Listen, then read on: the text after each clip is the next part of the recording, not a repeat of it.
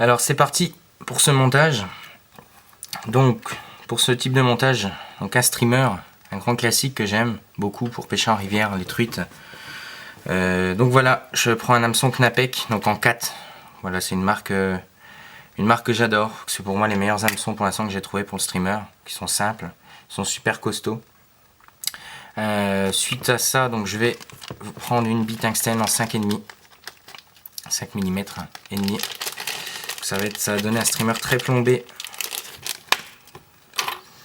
Mais c'est ce qui fait pour moi la différence, c'est que vous allez pouvoir pêcher dans des endroits un peu plus profonds, un petit peu comme on peut pêcher en infophile. Je pêche pas loin. On fouette, enfin en tout cas moi je ne fouette je fouette très peu avec ce streamer pour éviter déjà de péter mon blanc, ma canne. Donc je pêche souvent à la roulette et voilà, un ou deux fois lancé maximum. Donc voilà, ensuite on va prendre un fil. Donc très costaud en orange, orange fluo, orange feu, des fois on a différentes dénominations, en 1,0 donc très costaud pour tout le streamer, comme ça je m'emmerde pas. Pour l'instant on a donc l'habit doré qui est un premier atout on va dire. Ensuite le fil orange fluo, vous allez comprendre pourquoi, l'avantage qu'il va avoir. Déjà pour le sous-corps, hein.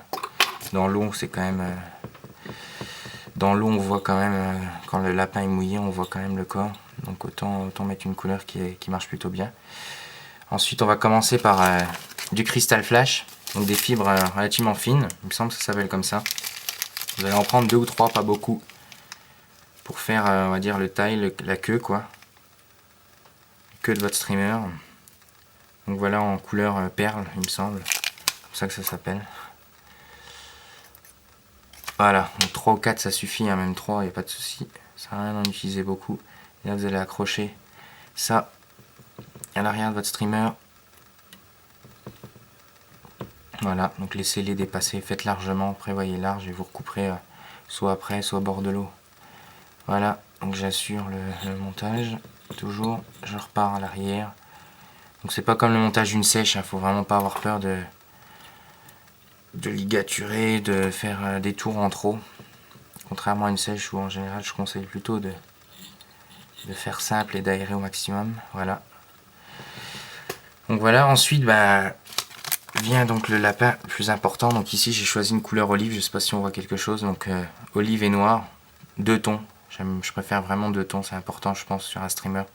Les streamers unis marchent pas aussi bien je trouve. Donc pour les eaux claires, le passe-partout on va dire tout l'été. Je vais pêcher avec ça le matin, un peu toute la journée pour aller chercher une grosse truite à fond notamment, ou sous une racine ou dans un courant.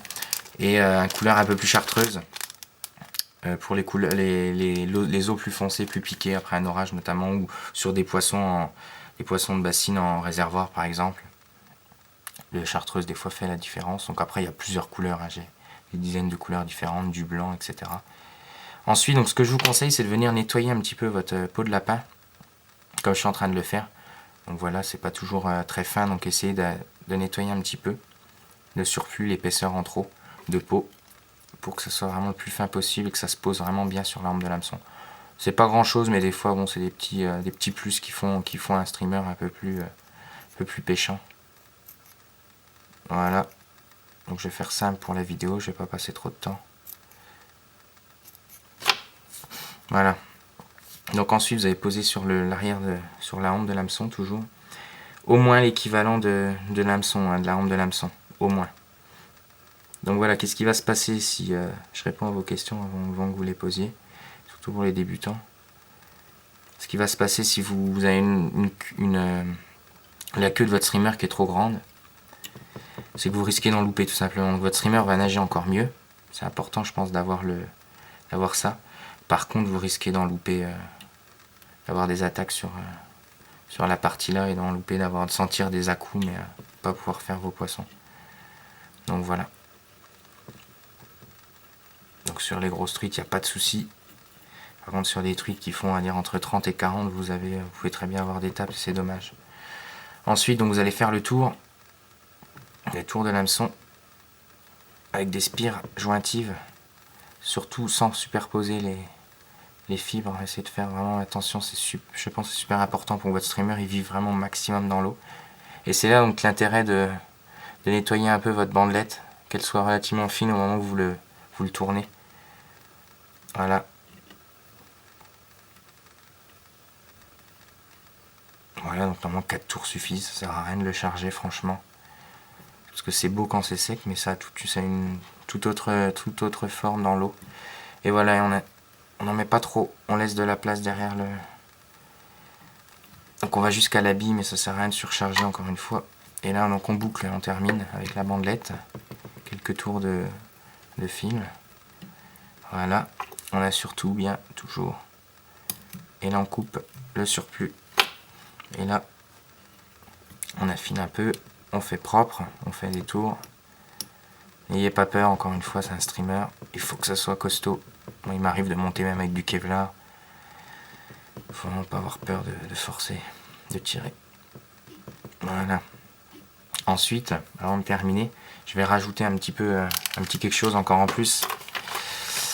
C'est le Wigan Flash. Donc c'est une fibre qui est très très fine, un petit peu comme des cheveux, c'est du synthétique. Toujours en olive. N'en achetez pas trop, hein, si vous n'avez pas de Wigan Flash, c'est pas bien grave. Je suis pas une personne qui va vous demander d'acheter comme beaucoup des tonnes de matériaux. Ça sert à rien, je pense, franchement. Et voilà, quelques fibres seulement. Donc j'en mets un petit peu de chaque côté, c'est un petit peu comme du... Ça se manipule un petit peu comme du dubbing. C'est très très fin. Et je vais venir en mettre de chaque côté pour imiter un petit peu les écailles, pour redonner un peu de brillant aussi autour du streamer. Voilà, j'essaie de bien monter ça. Et là, voilà. Donc vous voyez, ça tourne un peu comme du dubbing, mais c'est pas grave. Ça vit vachement bien dans l'eau. Et là, on termine le streamer avec un petit cerclage orange avec le fil. Vous avez compris, donc l'intérêt du orange ici, c'est vraiment de déclencher l'attaque. Donc pour moi, ce streamer, c'est vraiment, franchement, le top. Parce que voilà, il a vraiment toute la couleur dominante et olive. Donc ça reste pour des truites sauvages. C'est relativement discret, on n'est pas dans des couleurs trop flash, violet ou blanc, ou je sais pas. Et ça passe partout, franchement, ce streamer, je crois que j'ai pris des poissons près partout, je l'ai toujours dans ma boîte. Donc voilà, ce streamer se termine avec l'outil Whip Finish classique. Je sais pas si je fais comme il faut, mais en tout cas, ça tient. Donc voilà, une première boucle. Hop, toujours essayer de faire très propre. Donc voilà, j'en fais toujours 2 sur mes sèches et 3 sur mes streamers, ça va peut-être un peu beaucoup, mais au moins j'ai pas besoin de mettre de cyano, de colle. Je suis pas fan de la colle. Je pense que je me trompe sûrement, mais que le poisson peut la... Autant éviter, disons, le poisson sent pas mal de choses. C'est vrai que c'est assez impressionnant, il voit bien des petites nymphes en 24 à plus d'1 mètre, donc je me dis qu'il doit bien sentir quand même le goût, enfin l'odeur de la cyano sous l'eau, je sais pas. En tout cas, j'évite au maximum. Et voilà pour cette 3e boucle. Et je termine le streamer, je laisse toujours un tout petit morceau en plus. Encore une fois, on n'est pas sur une sèche, c'est pas bien grave. Et voilà, vous avez un super streamer. Voilà, donc c'est déjà un streamer qui est relativement gros, on est sur un hameçon de 4, je sais pas si on se rend compte sur la vidéo, avec une grosse bille. Après voilà, vous pouvez découper un petit peu le bout, mais pour éviter les loupés. Hop. Et ça vit super bien, je vous laisse imaginer. Faut pas hésiter à le laisser sur le fond, ou de le laisser un peu vivre. Ça vit, je vous garantis, c'est impressionnant le lapin dans l'eau. Puis voilà, c'est un streamer qui revient pas trop cher, si ce n'est la bille de tungstène. Et voilà pour cette vidéo. N'hésitez pas si vous avez des questions, profitez-en dans les commentaires. J'essaierai de vous y répondre. À bientôt.